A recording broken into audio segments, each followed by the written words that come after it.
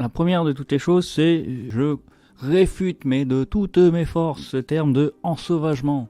Totalement pas adapté du tout. C'est Chevènement qui a lancé le truc dans les années 80. Déjà parce que c'est des crimes et des délits, donc ça amoindrit la gravité de la chose.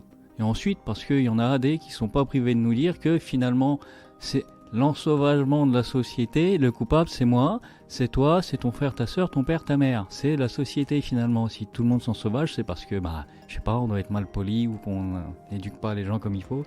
Donc non, c'est pas de l'ensauvagement, c'est de la hausse de la délinquance et de la criminalité.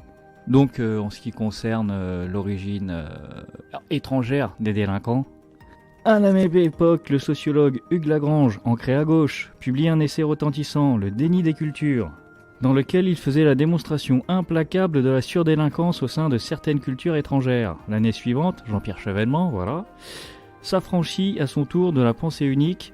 Il suffit, comme j'ai eu l'occasion de le faire, de consulter les listings de la Direction centrale de la sécurité publique du ministère de l'Intérieur pour constater que plus de 50% des infractions constatées étaient imputables à des jeunes dont le patronyme était à consonance africaine ou maghrébine. En vient un moment où il nous parle de ce discours en 1973 à l'École nationale de la magistrature qui a invité les futurs magistrats, donc les élèves magistrats, à être partiaux justement, ce qu'ils ne doivent normalement pas être. Ils doivent être impartiaux pour faire leur travail. Et donc c'était le juge Oswald Baudot. Gardez-vous de vous griser de l'honneur, fin ou réel, qu'on vous témoigne. Ne vous ôtez de gardien des libertés publiques. On vous a doté d'un pouvoir médiocre, celui de mettre en prison. Ne croyez pas que vous allez, nouveau Saint-Georges, vaincre l'hydre de la délinquance par une répression impitoyable. Si la répression était efficace, il y a longtemps qu'elle aurait réussi. Ne condamnez pas l'alcoolique. L'alcoolisme, que la médecine ne sait pas guérir, n'est pas une excuse légale, mais c'est une circonstance atténuante. Parce que vous êtes instruit, ne méprisez pas l'illettré.